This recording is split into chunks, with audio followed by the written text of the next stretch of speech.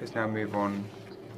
Thank you very much for the invitation and congratulations for this event. I'd like to start by saying that offshore wind parks are a great opportunity for Greece.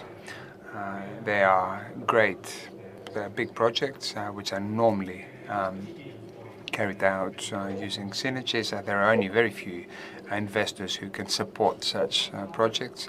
At the initial stage, there are joint ventures with global companies that can transmit their technical know-how. But of course, we shouldn't forget the meaning, which is to actually the message, which is to actually keep that technical know-how in the domestic market. It's important that we learn how to design projects, manufacture projects, to listen to how these were carried out in other countries, use their best practices, give the importance as required in health and safety, which is very important at this stage of manufacturing, and learn as Greek investors to carry out such projects. So the opportunity has been given to work together and maybe create possibly even a national champion as through Greek companies that can produce an export product so that we can transmit our technical know-how to other countries in the Eastern Med and even further. Now, about the event last Tuesday, it really is a very important day for the history of renewables. But if we look at Greece and the offshore wind park farm, and now as part of the green transition, the goals of offshore wind are increasing all the time, and we hear new markets coming into this mix. So Greece is an attractive, but at the same time a relatively small market, which means that in order for these investments to be sustainable and successful, the right incentives need to be provided to the businesses, but also from a regulatory point of view.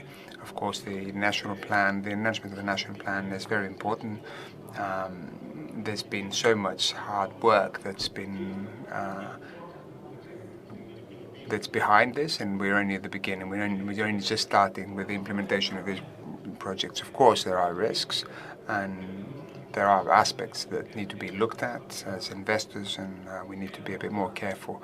One of them is possibly the scale of some of these projects, which is relatively small, and we need to think more strategically the way that we're going to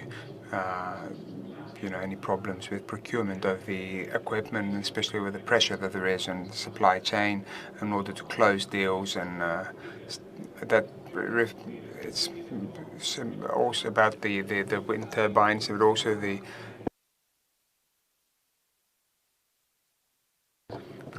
floaters, and it's very important that the supply chain needs to start showing their intentions and be part of this journey. We have very good ports, we have very good shipbuilding facilities, and they need to start considering this possibility and start making investments, because if we want to reach the 2030 goal, I think 2030 is just around the corner. I'd also like to talk about a couple of things that were mentioned about last week's event. One of them is about the regulatory framework, which correctly was mentioned by the other speakers, especially when it comes to environmental issues. Of course, it's going to be the right environmental impact assessments, both on a national and local level.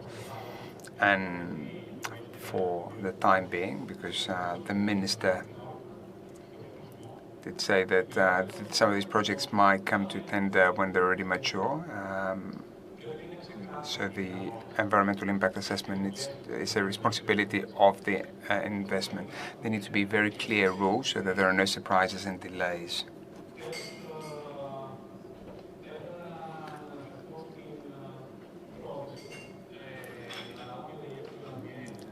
Finally, I'd like to refer to the importance of at the end that to play a role